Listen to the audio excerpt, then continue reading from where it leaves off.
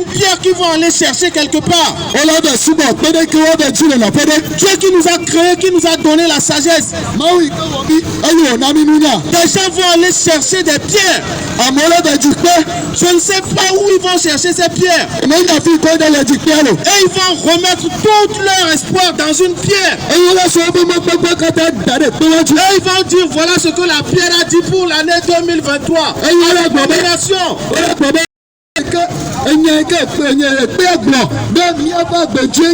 Comment un être humain peut mettre tout son espoir sur une pierre, un caillou? Des gens se lèvent, allaient s'agenouiller devant des arbres. C'est parce qu'ils n'ont pas encore connu Dieu.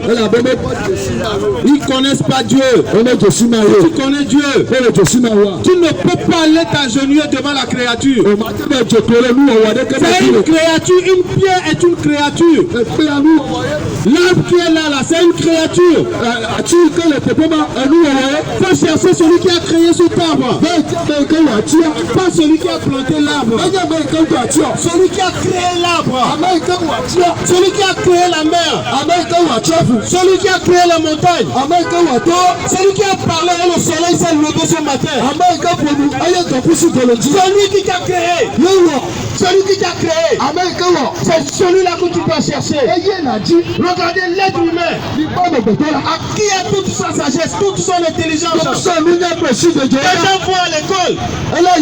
Ils vont jusqu'à obtenir le doctorat. Ils se disent docteurs. Là, ils vont s'agenouiller devant une pierre. Et quand ils vont au village, ils ont des chaises. Qu'on appelle, comment ils appellent ça en été? Voilà. Des chaises. Des gens vont s'agenouiller devant des chaises. Et on va faire des oracles. Et on vous dira que la chaise est en train de réclamer ceci. Une chaise est en train de réclamer ceci. Une chaise qu'un menuisier a fabriquée est en train de réclamer. Tu prends tous tes enfants, tu vas donner la vie de tes enfants devant une chaise. Oh Seigneur, une chaise qu'un menuisier a fabriquée. Et c'est sur cette chaise-là que tout un peuple fonde son espoir.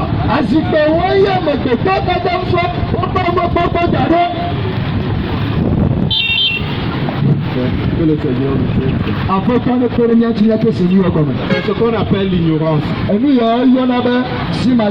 C'est l'ignorance. Dieu considère ça comme l'ignorance. Quand on se lève le matin là, le soleil qui se lève là, le créateur, c'est lui qui l'a créé. Aucun homme ne peut aller sur le soleil. Aucun homme ne peut s'approcher. Donc imaginez maintenant celui qui a créé le soleil. Imaginez celui qui a créé le soleil. Tout ça ce qu'il doit voir. Un être humain va s'agenouiller devant la créature. L'ignorance.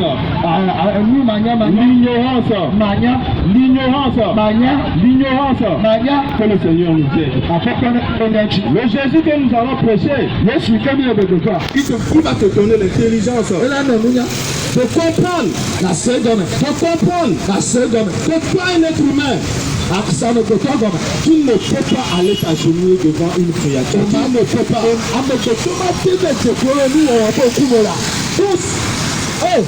Tous sur la terre, sont dans les ténèbres. Les ténèbres ont englouti la terre. Mais seul Jésus a apporté la lumière. Ceux qui le reçoivent vivent dans la lumière. Ils mettent leur espoir en lui. Quand ils se réveillent le matin, ils s'attendent à lui. Parce que c'est lui qui donne le souffle souffres de vie. Quelle que soit ta beauté, quelle que soit ta grandeur, ce que nous oublions, nous sommes rien. Nous sommes que des passagers. Que des passagers. Nous allons partir un jour. Tout ce que nous voyons là, ça va rester. Ta maison va rester. Tout tes biens vont rester. Même ta femme va rester. Tes enfants vont rester. Mais Dieu va te redemander ton âme. Ton âme. Ton âme lui sera redemandée. Ton âme. Nous prêchons une parole pour que l'homme se prépare. Parce que comme nous le voulons pas, nous allons mourir un jour. Nous allons quitter cette terre un jour. Et nous partirons. Mais tu iras où? Voilà, c'est ça la grande question. Où iras-tu après ta mort? Qu'as-tu fait sur cette terre avant de mourir? À qui as-tu donné ton adoration avant de mourir?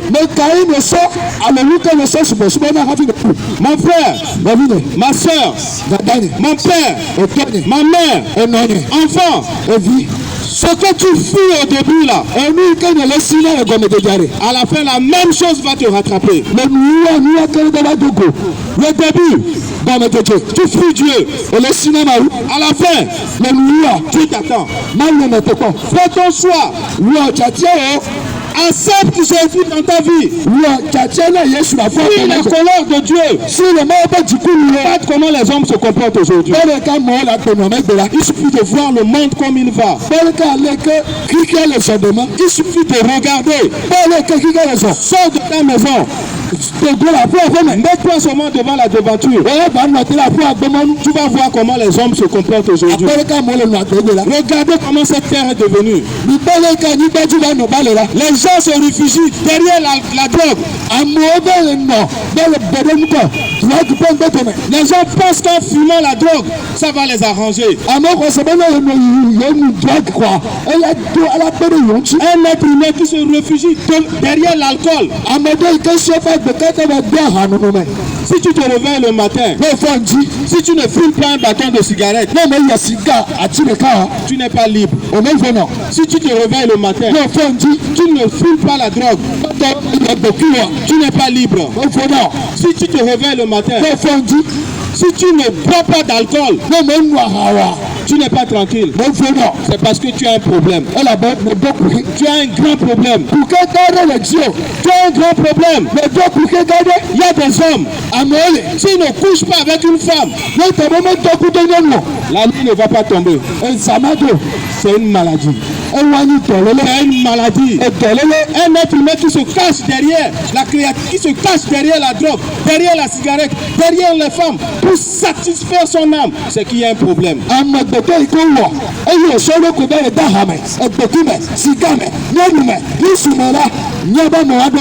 y a des femmes, elles se réveillent le matin. Tous leurs soucis, comment attraper un homme pour gagner sa vie. C'est parce que cette femme a des problèmes. Il y a un problème. Il y a un problème. Mais Jésus, quand tu le reçois, il comble ce vide-là. Il te donne une nouvelle identité. Il te transforme. Tu revois ta vie passée. Tu te dis comment un être humain pouvait vivre comme ça. Un être humain pouvait vivre dans ça. Nous on a vu des choses. On a beaucoup voyagé. Nous savons ce que l'argent peut faire. L'argent, quand tu l'as, nous savons ce que ça peut faire. Ce sont des bêtises. Tu peux construire, c'est vrai. Mais le reste là, c'est pour rester dans les bars. Pour draguer des jeunes filles. Insatiabilité. Insatiabilité. Un homme qui est marié, marié, tu as encore d'autres femmes derrière ton couple.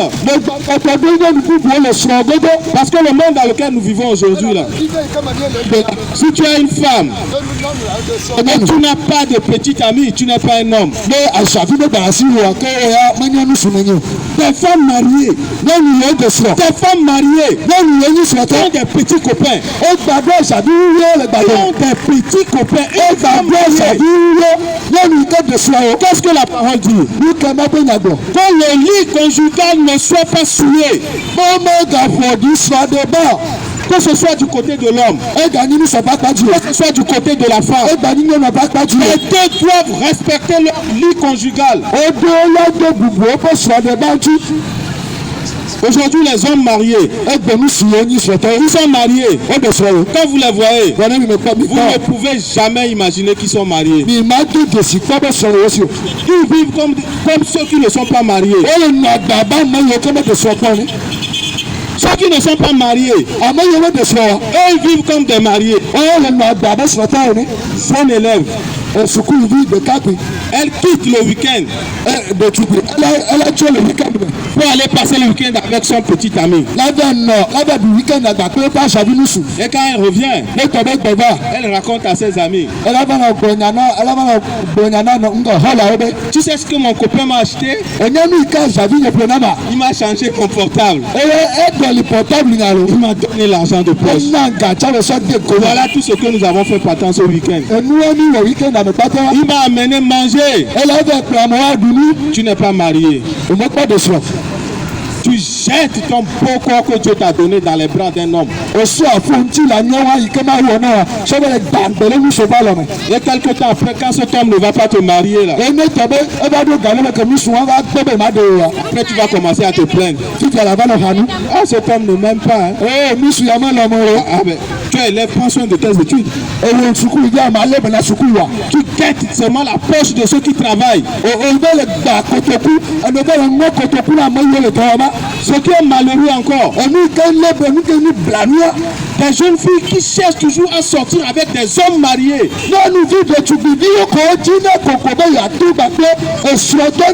Pour détruire un couple.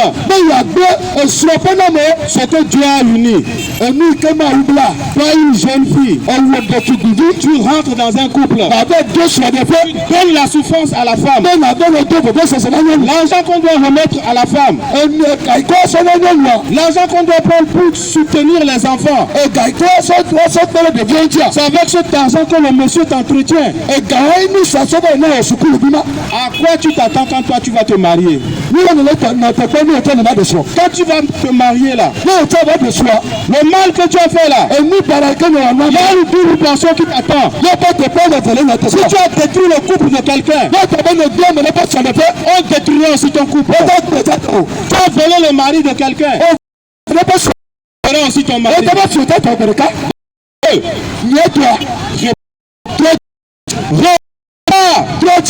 Répands-toi. Pas mieux de te repentir. Accepte Jésus. Il va transformer ta vie. Il va te donner une nouvelle identité. Tu t'es vendu à vil prix. Pendant des années, tu as voulu gagner dedans. Ton corps est fané. Aujourd'hui, tout le monde te rejette. Parce que tu t'es prostitué. Mais il y a quelqu'un qui est allé sur la croix pour toi. Alléluia. Il est allé sur la croix pour toi. Malgré tout ce que tu as fait, dans l'ignorance, il t'aime. Il t'aime. Il est en train de te dire ce matin, même si tu as été la plus grande prostituée du monde, moi Jésus, je t'aime. Je t'aime. Malgré ton état, je suis venu pour te transformer, pour te donner une nouvelle identité. Les gens diront que c'était une prostituée. Voilà ce qu'elle est devenue. C'est ce Jésus que nous prêchons. Un drogué. Il va accepter Jésus.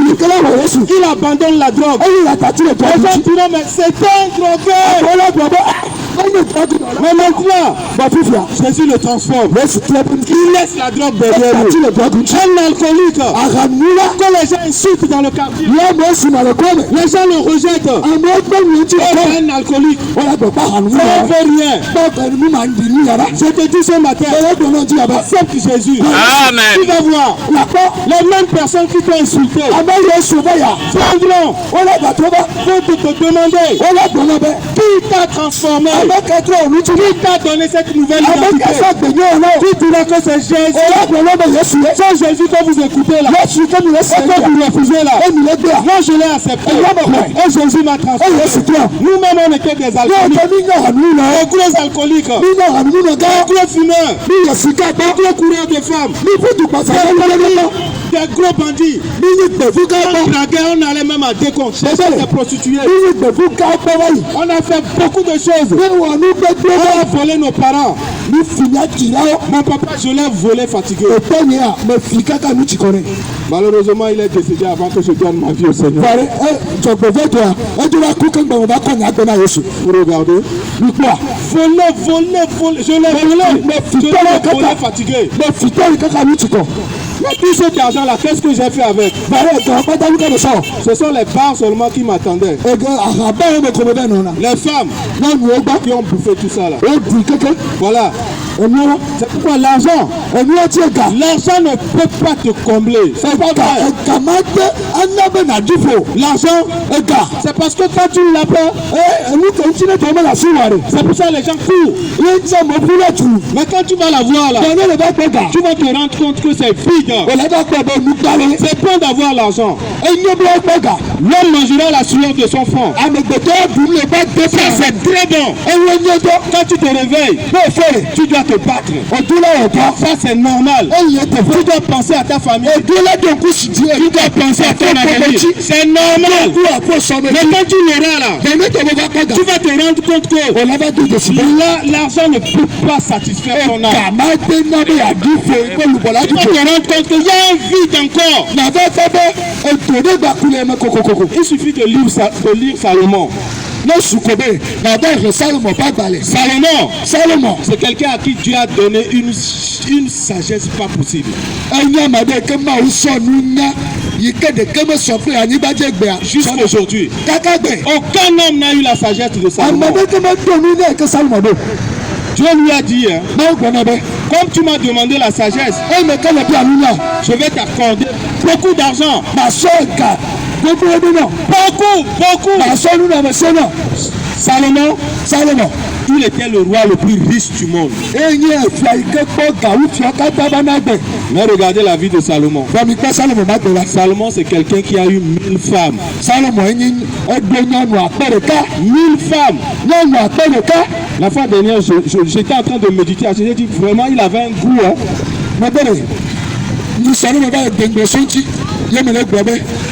Il avait un goût, quoi, un goût insatiable. 1000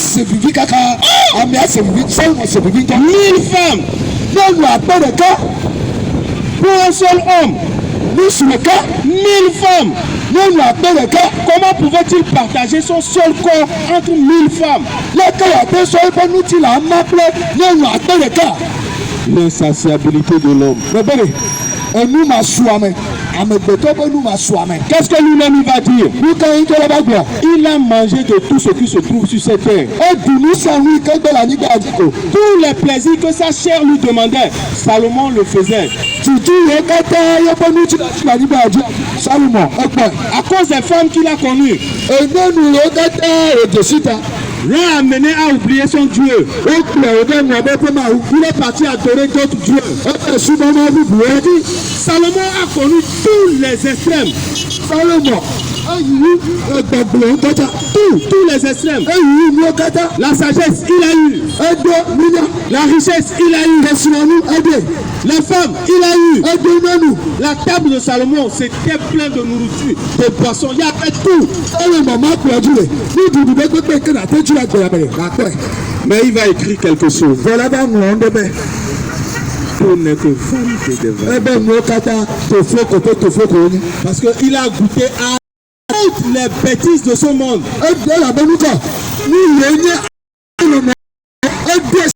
Il a tout goûté.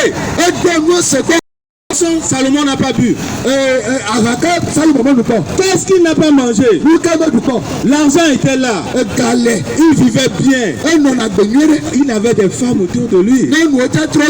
Mais il va reconnaître quelque chose. Que tout n'est que vanité de vanité. Si tu t'accroches à ces choses-là, tu vas perdre. Tu vas te perdre. Tu vas te perdre. Et tu vas oublier ton Créateur. Et à la fin, lui va t'attendre. Et il va te demander des comptes. Il va te demander, que tu le veuilles ou pas, quel que soit ton rang, que tu sois pauvre, que tu sois riche, quel que soit ce que tu as, Dieu t'attend. Dieu nous attend tous. Nous allons rendre des comptes à Dieu. Ce jour-là, ce jour que tu mourras là, nous ne te souhaitons pas ça. C'est pour ça que nous sommes là. Jésus même en allant sur la croix, s'il voulait nous souhaiter ça, il allait laisser toute l'humanité dans le péché. Toute l'humanité dans le péché. Mais voyons l'homme, à sa créature,